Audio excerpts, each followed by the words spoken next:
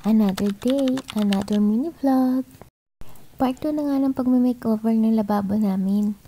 Sabi nga nila, ay babaho daw yung lababo pag nilagyan ng wallpaper. At may nabasa nga din ako sa comment mga mare, nalagyan ko daw ng ganyan. Hindi ko nga alam kung anong tawag niyan mga mare.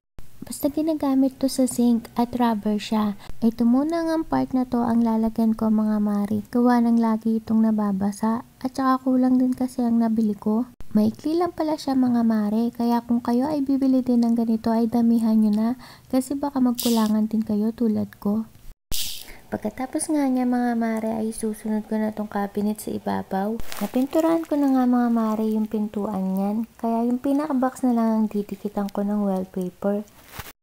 Napakalaking tulong talaga ng mga wallpaper mga mare sa tulad kong mami na walang budget talaga. Napapaganda nga niya kasi talaga yung isang bagay pag dinidikitan na ng wallpaper.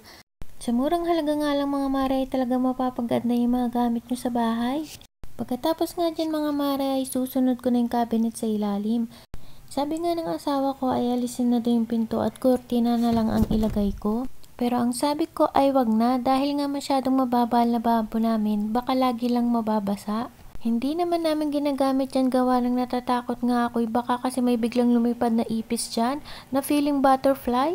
Bago nga kami matulog sa gabi mga mare, sinasabihan ko yung asawa ko na mag-spray sa loob niyan para kung may ipis nga ay mamatay kinabukasan.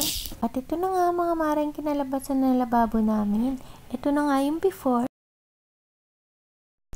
At ito naman yung after. O diba mga mare, sa murang halaga lang ay napaganda namin kahit papano yung lababo namin. Yun lang, bye!